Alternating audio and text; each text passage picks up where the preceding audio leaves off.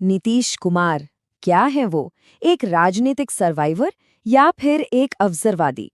चलिए आज हम बिहार की राजनीति के इस सबसे स्थायी चेहरे के बेहद पेचीदा करियर को समझने की कोशिश करते हैं। तो सफर कैसे आगे बढ़ेगा? सबसे पहले देखेंगे कि उनका सुशासन बाबू वाला इमेज कैसे बना। फिर बात करेंगे नरेंद्र मोदी और उनके बीच की कश्मकश की। उसके बाद उनका वो महागठबंधन वाला दाव। और आखिर में उनके इतने सारे यू टर्न्स जिनकी वजह से उन्हें एक खास नाम मिला, पलटू। तो शुरुआत में क्या हुआ, ये टाइमलाइन एक स्नैपशॉट देती है। देखिए 2005 में बीजेपी के साथ सीएम बने, फिर 2013 में उनसे अलग हो गए और 2014 में एक ऐसी हार हुई जिसने उनके करियर को एक नए मोड़ पर लाकर खड़ा कर दिया। तो जब वो चीफ मिनिस्टर बने, उनका सबसे पहला फोकस था गवर्नेंस। और इसी चीज ने उन्हें एक ऐसा टैग नेम दिया, एक ऐसा उपनाम जिसने बिहार की पॉलिटिक्स में उनकी जगह पक्की कर दी। 70,000 से भी ज्यादा सोच के देखे क्राइम से निपटने के लिए उन्होंने फास्ट ट्रैक कोर्ट्स बनाए, पुलिसिंग को एकदम टाइट कर दिया। इसका नतीजा 70,000 से ज्यादा क्रिमिनल्स जेल में। लॉ एंड ऑर्डर पर इस फोकस ने उन लोगों का दिल जीत लिया जो उस वक्त स्टेट के हालात से परेशान थे।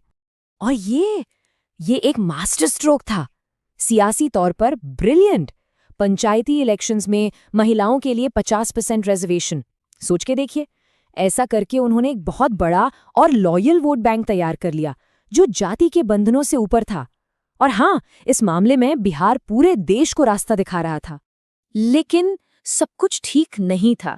सक्सेस के पीछे जेडीयू बीजेपी अलायंस के अंदर दरारें पड़ने लगी थीं और इन सब दरारों के सेंटर में एक ही नाम था जो आगे चलकर देश की सियासत पर छाने वाला था, नरेंद्र मोदी।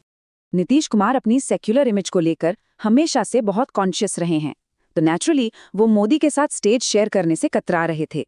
लेकिन उन्हें मना लिया गया लुधियाना में एक रैली के लिए, एक ऐसा फैसला जिसका अफसोस उन्हें शायद आज तक हो। और बस कैमराज ने उस पल को कैद कर लिया। नीतीश को लगा कि उन्हें जानबूझकर एक ट्रैप में फंसाया गया है।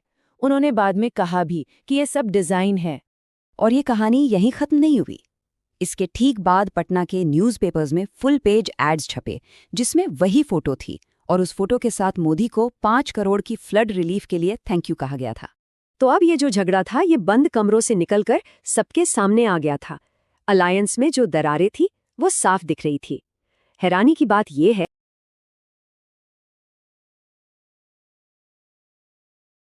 कि इसके बाद भी उन्होंने एक इलेक्शन साथ लड़ा, लेकिन जो ट्रस्ट था ना, वो टूट चुका था। लेकिन मतभेद अपनी जगह और इलेक्टोरल पावर अपनी जगह, दोनों की मिलकर जो ताकत थी उसे कोई नकार नहीं सकता था। अलायंस ने 2010 का इलेक्शन जीता और नीतीश कुमार ने तीसरी बार सीएम पद की शपथ ली। लेकिन ये साथ ज्यादा दिन नहीं टिकने वाला था। जैसे ही बीजेपी ने ऑफिशियली अनाउंस किया कि उनके पीएम कैंडिडेट नरेंद्र मोदी होंगे, नीतीश कुमार ने 17 साल पुराना रिश्ता एक झटके में तोड़ दिया। 2014 के नेशनल इलेक्शंस में उनकी पार्टी सिर्फ 2 सीटों पर सिमट गई। ये एक बहुत बड़ी हार थी। नीतीश कुमार को समझ आ गया कि अब कुछ बड़ा करना पड़ेगा, और उन्होंने जो किया उसने पॉलिटिकल सर्कल्स में हलचल मचा दी। तो उन्होंने पहले रिजाइन करके जीतन राम मांझी को सीएम बनाया। सोचा था कि वो उनके लॉयलिस्ट रहेंगे, लेकिन ये दांव उल्टा पड़ गया। मांझी ने कुर्सी छोड़ने से मना कर दिया। अब पावर वापस पाने के लिए नीतीश को उस शख्स के पास जाना पड़ा जिसे वो सालों से अपना सबसे बड़ा दुश्मन मानते आए थे, और वो शख्स थे लालू प्रसाद यादव। एक ऐसा कदम जिसकी किसी ने कल्पना भी नहीं की थी। नीतीश कुमार ने बीजेपी को रोकने के लिए अपने सबसे बड़े पॉलिटिकल राइवल लालू की पार्टी आरजेडी के साथ महागठबंधन बना लिया, और ये दांव काम कर गया। महागठबंधन ने जबरदस्त जीत हासिल की।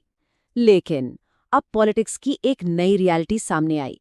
आरजेडी की सीटें जेडीयू से ज्यादा आई थी, मतलब नीतीश कुमार अब लालू की पार्टी के जूनियर पार्टनर थे। अब अपने सबसे बड़े राइवल के साथ मिलकर सरकार चलाना आसान तो नहीं था, और ऊपर से करप्शन के पुराने मामले इस नए गठबंधन पर साया बनकर मंडराने लगे। और ये नीतीश कुमार के लिए एक टर्निंग पॉइंट था। डिप्टी सीएम तेजस्वी यादव पर सीबीआई की चार्जशीट। अब सवाल ये था, क्या वो करप्शन के आरोपों से घिरी सरकार में बने रहेंगे या फिर अपनी सुशासन बाबू वाली इमेज को बचाएंगे, भले ही इसके लिए अपनी ही सरकार क्यों न गिरानी पड़े। और उन्होंने चुना अपनी इमेज को। अपनी अंतरात्मा की आवाज का हवाला देते हुए नीतीश कुमार ने रिजाइन कर दिया। इफेक्टिवली उन्होंने अपनी ही सरकार गिरा दी। लेकिन कहानी में ट्विस्ट अभी बाकी था। 24 घंटे भी नहीं बीते और वो फिर से चीफ मिनिस्टर थे, इस बार बीजेपी के सपोर्ट से। इस कमाल की यू टर्न ने उन्हें एक नया नाम दिया, पलटू चाचा। और यहां से शुरू हुआ बार बार पलटी मारने का एक नया दौर, जिसका मकसद बस एक ही था, कुर्सी पर बने रहना।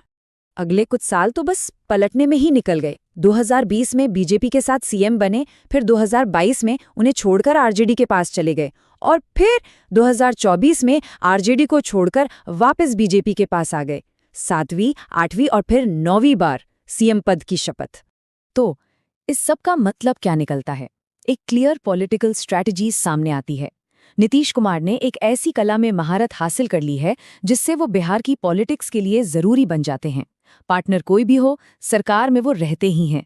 तो आखिर में सवाल वही है, क्या ये एक अल्टीमेट पॉलिटिकल सर्वाइवर की कहानी है जिसने हर हाल में टिके रहने का हुनर सीख लिया है, या फिर ये एक ऐसी एम्बिशन की दास्तान है जिसके लिए लगातार समझौते करने पड़े?